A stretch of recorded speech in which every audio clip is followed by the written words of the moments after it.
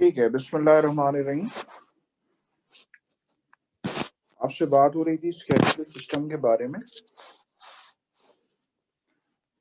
थोड़ा सा मुझे रिवाइज कराइएगा।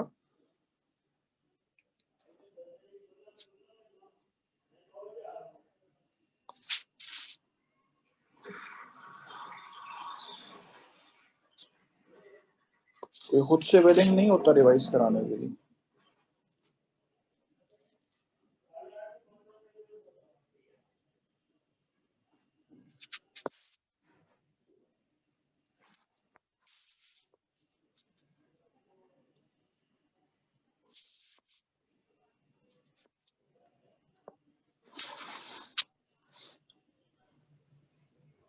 अस्सलाम वालेकुम। वालेकुम अस्सलाम सर। हाँ बेटा, मुझे ये बताओ कि ऑस्टियोक्लास्ट का फंक्शन क्या होता है? ऑस्टियोब्लास्ट का फॉर्मेशन ऑफ बोनी बोन्स।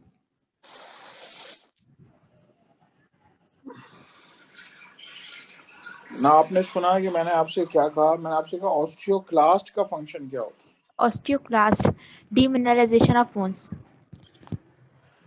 ठीक है, ऑस्टियोब्लास्ट का क्या फंक्शन है? Formation of bony bones. Formation of bony matrix. जी मैट्रिक्स में क्या क्या चीजें होती हैं? सर उसके अंदर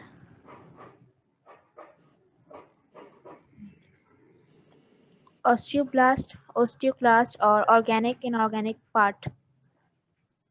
हाँ, वो जो ऑर्गेनिक इनऑर्गेनिक पार्ट है उसमें ऑर्गेनिक पार्ट में क्या होता है? कोलेजन। ठीक शाबाश, है। और जो है इनऑर्गेनिक पार्ट में हमारे पास कैल्शियम फॉस्फेट। गुड। आप लोग अक्सर सुनते रहते हैं ना, टीवी पे इश्तिहार आते हैं कि हाँ भाई मिल्क अपना इंटेक अच्छा रखें, हड्डियां मजबूत होंगी। तो जाहिर बात है ये जो आप डाइट में मिल्क लेंगे तो वो अल्टीमेटली कैल्शियम कहाँ जाके डिपॉजिट होगा? वो कैल्शियम फॉस्फेट आपकी हड्डियों में जाके डिपॉजिट होगा। अच्छा, इसके अलावा कार्टिलेज की हिस्टोलॉजी बताओ। सर कार्टिलेज जो है सेल्स के ऊपर और मैट्रिक्स होते हैं। ठीक है। सेल्स जो है चोंड्रोसाइट्स, और चोंड्रोसाइट्स जो होते हैं वो आए आए आए चोंड्रोब्लास्ट। आए आए आए, सॉरी, क्या ये क्या बोल रहे हो? कॉन्ड्रोसाइट बेटा। Chondrocyte, sorry. कॉन्ड्रोसाइट्स, तुम घबराती क्यों उतना बताते हैं? कॉन्ड्रोसाइट्स, कॉन्ड्रोसाइट्स में आपको जो सेल्स का एक ही नाम बताया वो क्या है? कॉन्ड्रोब्लास्ट। ठीक है, कॉन्ड्रोब्लास्ट मौजूद है। और चलें, कॉन्ड्रोब्लास्ट जो है कार्टिलेज का मैट्रिक्स बनाने में बनाते हैं मतलब। ठीक है। बॉल एंड सॉकेट जॉइंट की एग्जांपल बताओ। बॉल एंड सॉकेट जॉइंट की एग्जांपल हम्म, शोल्डर जॉइंट और हिप जॉइंट। ठीक है, शोल्डर जॉइंट और हिप जॉइंट। हिंज जॉइंट की एग्जांपल बताओ। फीमर हिंज जॉइंट की स्पेन, अच्छा, नी जॉइंट, और आपने वो बताया था एक एल्बो जॉइंट जो, ठीक है, और नी आपने जॉइंट और दो भी एल्बो जॉइंट। चलें, गुड, शाबाश। कोई सवाल करना है आपने? No sir.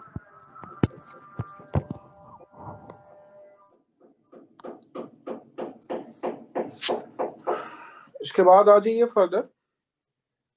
अगली टाइप आपको बताने जा रहा हूं, और वो है आपके पास pivot joint.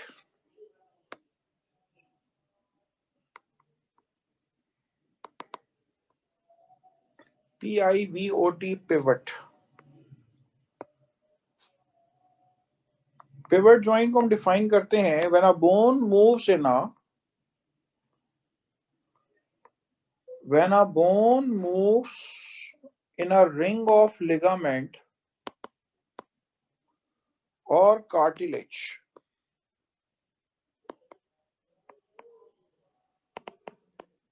it is called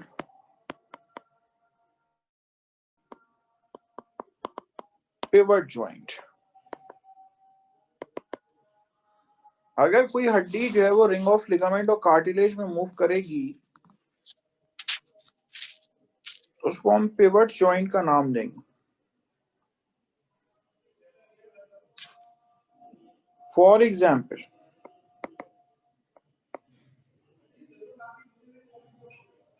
radio ulnar joint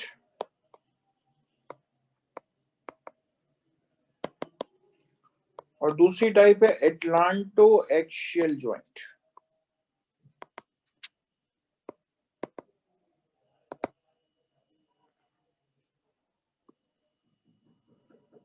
देखें, ये ह्यूमरस मौजूद है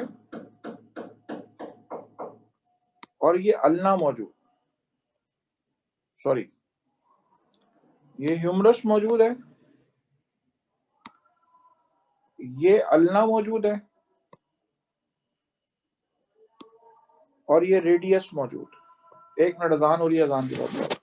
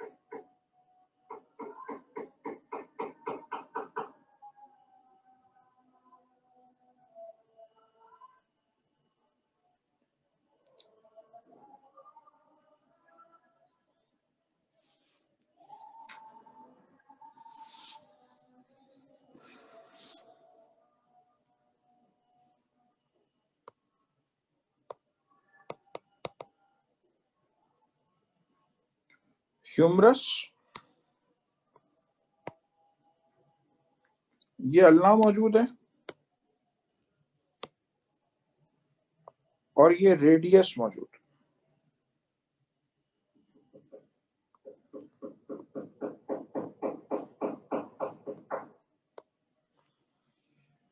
ये जो मैंने रेड से बनाया है ये लिगामेंट है। होता ये है कि जो अल्ना है और रेडियस ये दोनों आपस में मुंसलिक होते हैं इस लिगामेंट की मदद से, और रेडियस जो है इस लिगामेंट के अंदर थोड़ी सी घूमती है। आप सब लोग अपने हाथ में कोई पेन या पेंसिल रखें और अगर आप लिखने की कोशिश कर रहे हैं तो इस दौरान रेडियस जो है इस लिगामेंट के अंदर घूमती है, तभी आप लिख पाते हैं। खुदा ना खास्ता अगर ये जॉइंट डैमेज हो जाए तो आप लिख नहीं सकते। ठीक है, तो रेडियस की गर्दन में जो एक लिगामेंट पड़ा हुआ है और अल्ना के साथ उसने उसको जोड़ा हुआ है, तो चूंकि यहाँ पे हड्डी जो है वो एक रिंग ऑफ लिगामेंट के अंदर घूमेगी, इसलिए हम इसको नाम देंगे पिवट।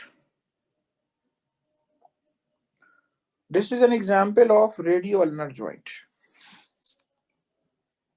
दूसरी मिसाल है आपके पास atlanto axial joint. Atlanto axial joint, देखें सबसे पहला वर्टिब्रा है आपके पास एटलस, और उससे नीचे जो वर्टिब्रा है वो है आपके पास एक्सिस।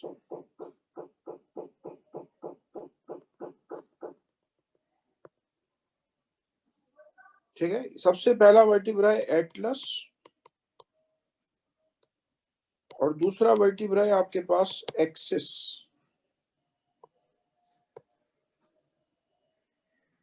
मैंने आपको ऊपर जो एग्जांपल दी है वो रिंग ऑफ लिगामेंट की मिसाल दी है, अब रिंग ऑफ कार्टिलेज की मिसाल दे रहा हूं। देखें जो एक्सिस वर्टिब्रा आपको नजर आ रहा है इसका ये देखें ये प्रोजेक्शन निकला हुआ है, और जो एटलस है उसके अंदर की जो लेयर है वो होती है कार्टिलेजनस, कार्टिलेज की बनी। तो जब आपसे कोई कहे कि बगैर मुंह से बोले जरा मना करके दिखाओ तो आप गर्दन नफी में हिलाएंगे। तो जिस वक्त आप किसी को बगैर मुंह से बोले मना कर रहे हैं गर्दन से, तो आप जो गर्दन दाएं बाएं घुमाएंगे तो उसमें ये एटलांटो एक्सियल जॉइंट है, उसकी मूवमेंट होती है।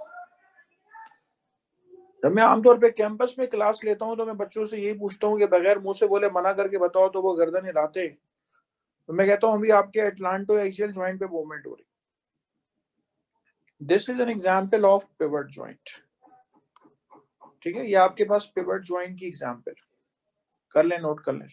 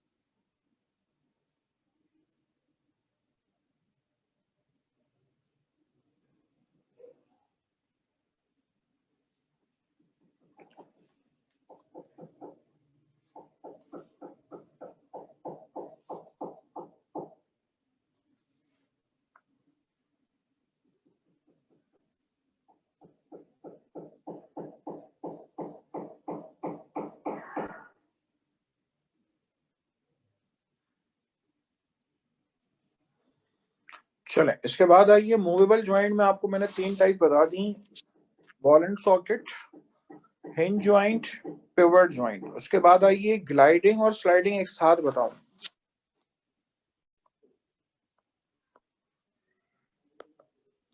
Sliding joint and gliding joint.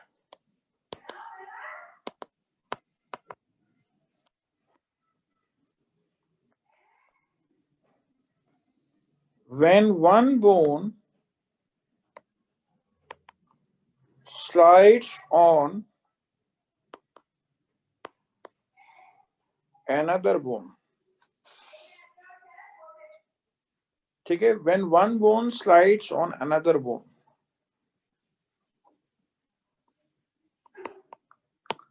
it is called sliding joint।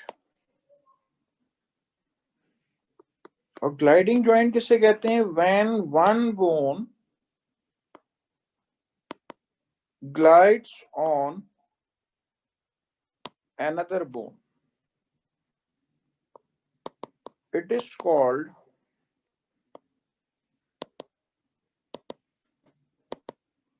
gliding joint। ठीक है, when one bone glides on another bone, it is called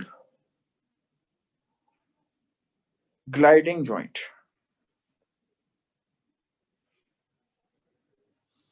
ठीक है, तो जरा स्लाइडिंग जॉइंट में आप देख लीजिए,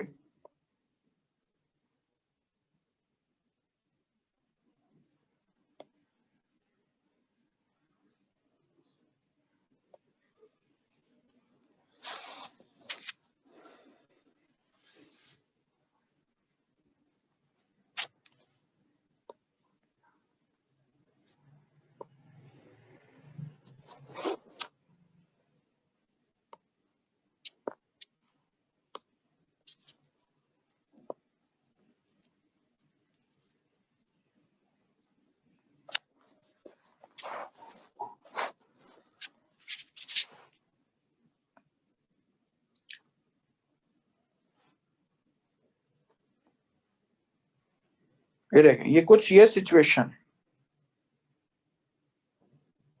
आपको नजर आ रहा होगा ग्लाइडिंग के अंदर एक स्लोप नजर आ रहा होगा,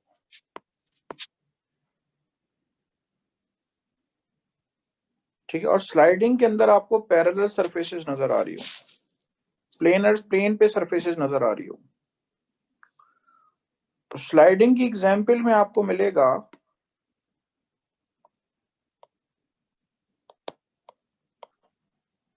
रिस्ट जॉइंट,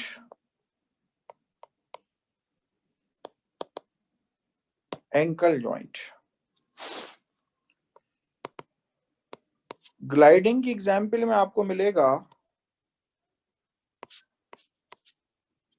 इंटरवर्टिब्रल जॉइंट, और यहां ब्रैकेट में लिख रहा हूं बिटवीन ट्रांसवर्स प्रोसेसेस। हमारे जो वर्टिब्री हैं उनके दरमियान ट्रांसवर्स प्रोसेस तो आपको मिलेंगे।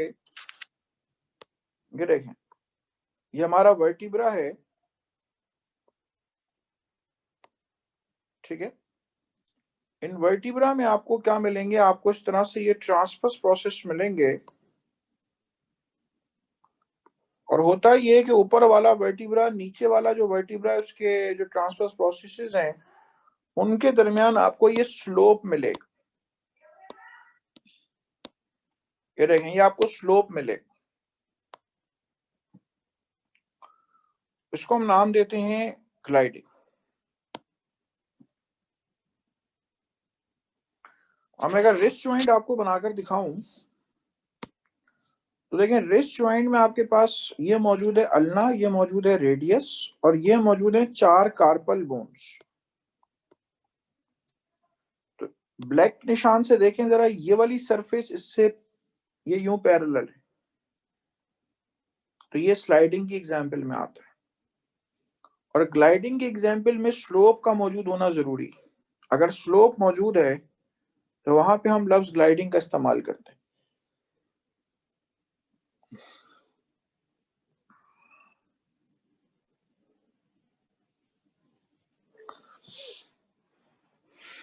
चलें, these are the examples of what? These are the examples of movable joints. कोई बात पूछनी है तो आप पूछ सकते हैं, नोट करना है कर सकते हैं। आपकी किताब में सिर्फ लिखा हुआ है इंटरवर्टिब्रल जॉइंट।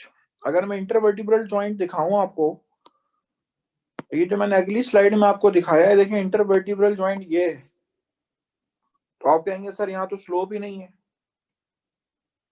जब आप मेडिकल की किताब उठा के देखेंगे तो आपको पता चलेगा कि इंटरवर्टिब्रल जॉइंट की अधूरी बात लिखी हुई है, बिटवीन द ट्रांसवर्स प्रोसेसेस जो है वो ग्लाइडिंग होता है, ठीक है। Intervertebral joint between the transverse processes जो है वो आपके पास ग्लाइडिंग होता है।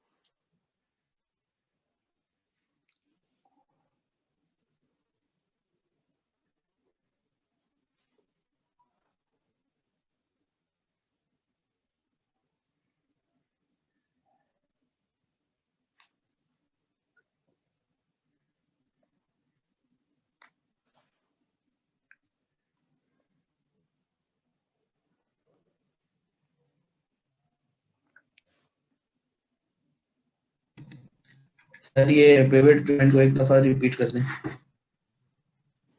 पिवट जॉइंट, पिवट जॉइंट की शक्ल देख लो पहले। ये पिवट जॉइंट, जब आप पेन पकड़ के लिखना शुरू करते हैं तो आपकी रेडियस जो है, जिसकी गर्दन फंसी हुई अल्ना के साथ, मैं अगर इसको और गहराई में बनाऊं तो देखिए अल्ना ऐसी होती, ब्लू से बना रहा हूं, अल्ना ऐसी होती, और इसके पड़ोस में जो रेडियस है वो समझ ले ये ऐसी है, और ये जॉइंट ये लिगामेंट के जरिए इसकी गर्दन फंसी हुई है रेडियस की अल्ना के साथ। उसका मतलब है अल्ना जो है वो मेन बोन है और रेडियस जो है वो उसकी पार्टनर बोन है साइड में मौजूद। जब हम कलम पकड़ के लिखते हैं तो रेडियस अल्ना के अंदर इस लिगामेंट में घूमती है। इस ज्वाइंट को हम नाम देते हैं रेडियो अल्नर ज्वाइंट। और दूसरा मैंने एटलांटो एक्सियल ज्वाइंट बनाया है। जब आप किसी को गर्दन हिला के मना करते हैं, गर्दन में जो पहला और दूसरा वर्टिब्रा है, तो एक वर्टिब्रा दूसरे के अंदर जो है वो फिक्स हुआ हुआ होता है और वो रोटेट करता है। उसको हम नाम देते हैं that this is pivot joint.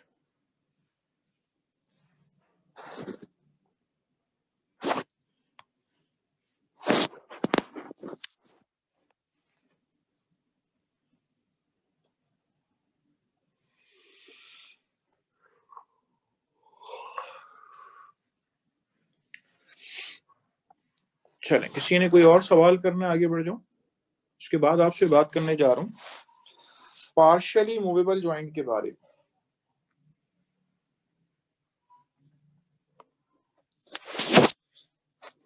Partially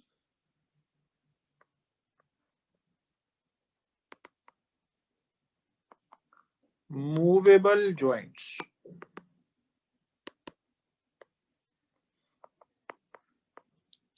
Joint at which only slight movement is possible।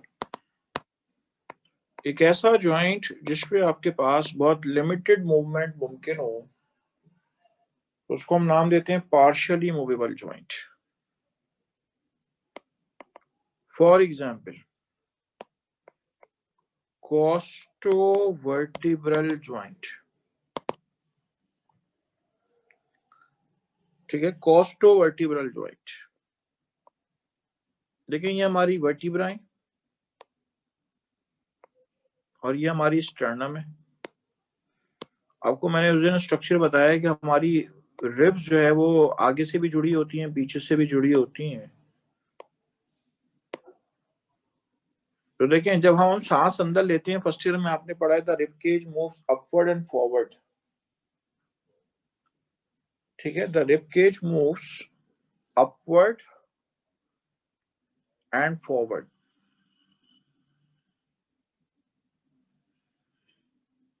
तो जो हमारी रिब्स और स्टर्नम का ताल्लुक है, वहां पे तो मूवमेंट नहीं होती, लेकिन हमारी रिब्स और जो वर्टिब्रल कॉलम का ताल्लुक है, देखिए ये रिब है और ये आपके पास वर्टिब्रा है।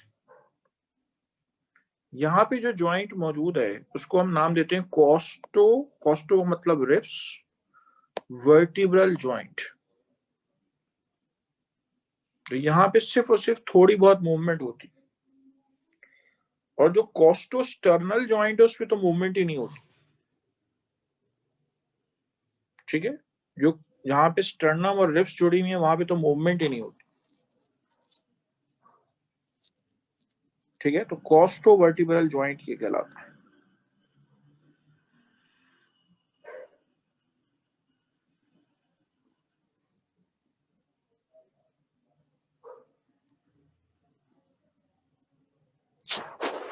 This is partially movable joint. हमारी बॉडी में बहुत सारे पार्शियली मूवेबल ज्वाइंट हैं। मैं आपको अननेसेसरी ओवरबर्डन नहीं कर सकता, जो लिमिटेड किताब में दिए हैं बस उतने याद रख लें, आगे आपने बहुत पढ़ना है। इसके बाद बताऊंगा आपको इमूवेबल ज्वाइंट, ये नोट करें जरा, और पुरानी बातें सारी रिकॉल करते हुए आगे बढ़े। फर्स्ट ईयर के अंदर आपने पढ़ा है the rib cage moves upward and forward during inhalation and the rib cage moves backward and downward during exhalation।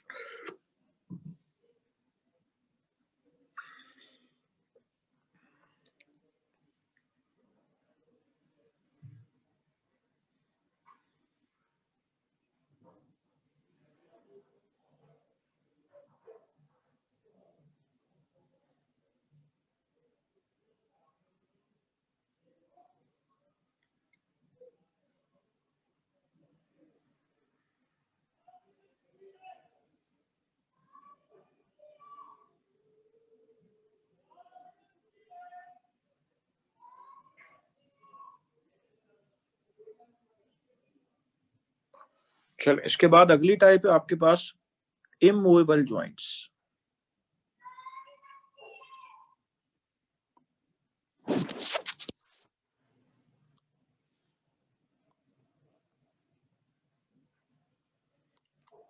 immovable joint, joint at which there is no movement at all। वो joint जिसपे किसी किस्म की कोई भी movement मुमकिन ना हो, उसको हम नाम देंगे immovable joint. For example, sutures of skull।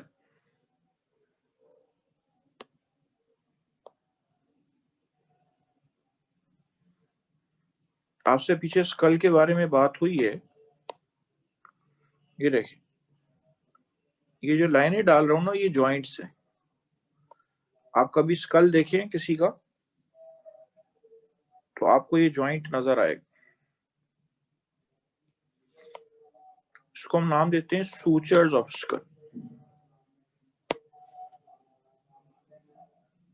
ठीक है।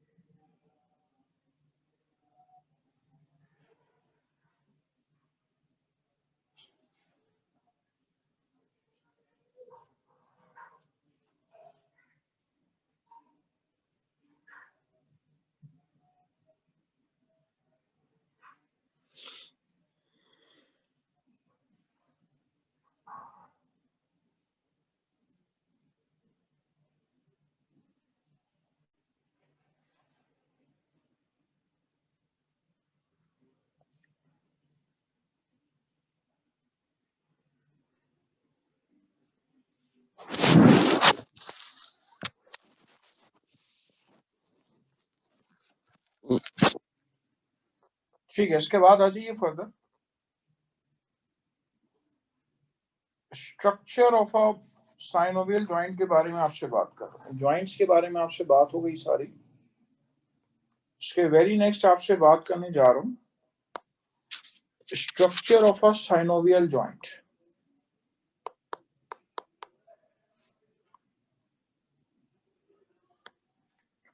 साइनोवियल जॉइंट जो है उसका स्ट्रक्चर कैसा होता है?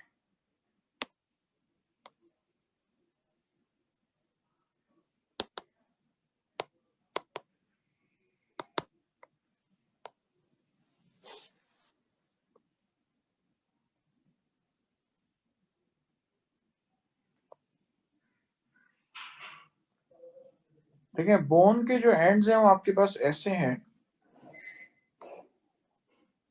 ये लाइंड होता है साइनोवियल मेम्ब्रेन से। ब्लू से जो बना रहा हूं ये साइनोवियल मेम्ब्रेन है।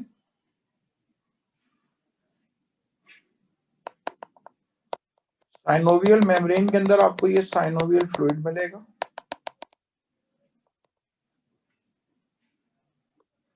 और ये बोन्स एक जगह पे मौजूद हैं because of the presence of ligaments. ठीक है, ये bones, these are the ligaments। ठीक है, so these are the ligaments।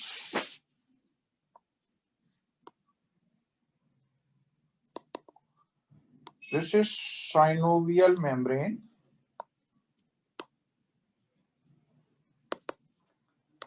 This is synovial fluid।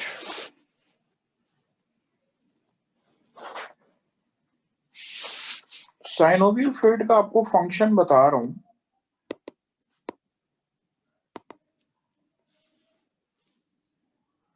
Synovial fluid की खास बात है, it acts as a lubricant. ये लुब्रिकेंट के तौर पे काम करता है। अक्सर किसी जगह पर फ्रिक्शन होती है तो वहां पे हम तेल वगैरह डाल देते हैं, ग्रीस वगैरह लगा देते हैं। तो ये एज अ लुब्रिकेंट काम करता है. It acts as a buffer. Buffer कहते हैं एक ऐसे सब्सटेंस को जो पीएच के अंदर चेंज को रेजिस्ट करता है. ठीक है, it acts as a buffer. इसके अलावा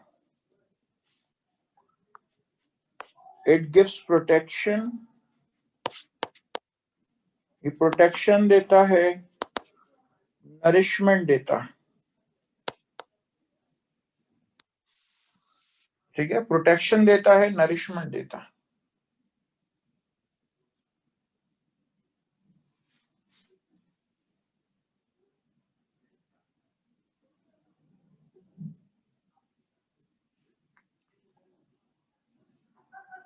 चलें,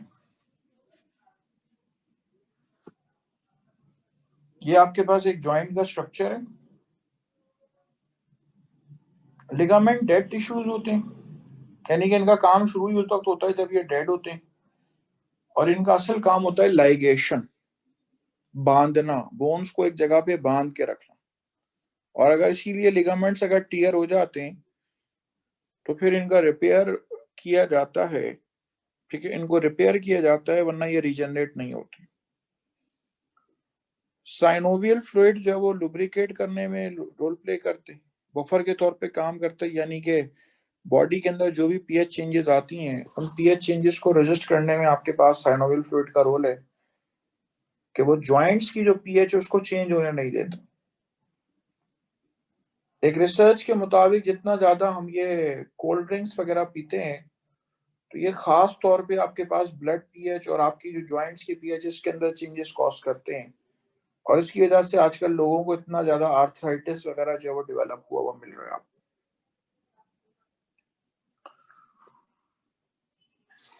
बाकी बात इंशाल्लाह मैं आपको आर्थराइटिस का जो टॉपिक होगा इसके अंदर डिसऑर्डर जब आपको पढ़ाऊंगा तो उस वक्त आपको बताऊंगा. बना ली जरा अपने पास डायग्राम, सारी अपने हाथों से डायग्राम बनाई जरा.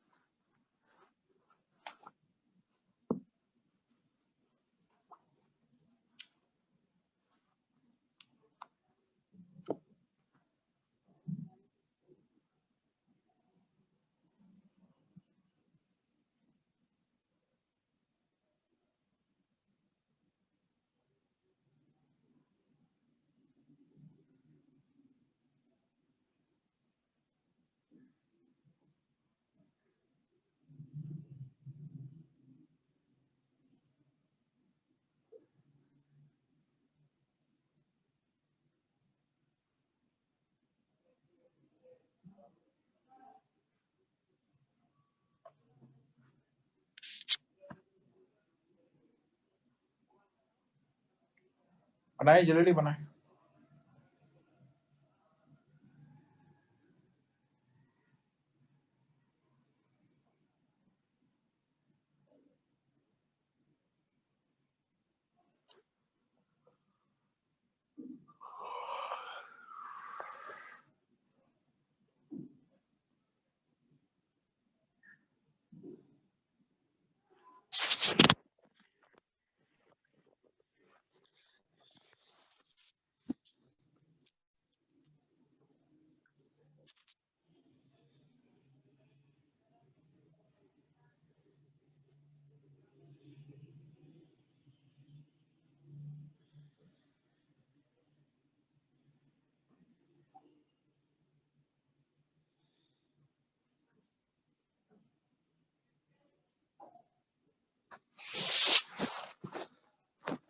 चलें, इसके बाद आइए फर्दर, ज्वाइंट्स की टाइप्स बता दी आपको, ज्वाइंट का आपको स्ट्रक्चर बता दिया।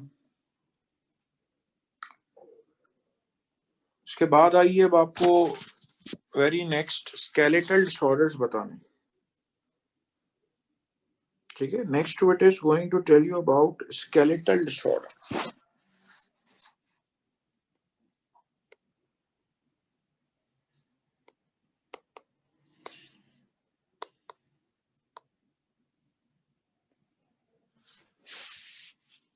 ठीक है, स्केलेटल डिसऑर्डर्स के बारे में बात कर रहा हूं आपसे।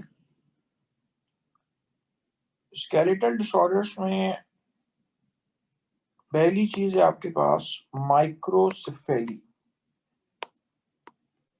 ऐसे बच्चे जो पैदा हुए और उनका सर छोटा है,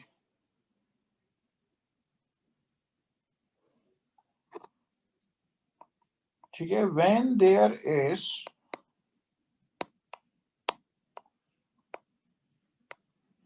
अंडर डेवलपमेंट ऑफ स्कल,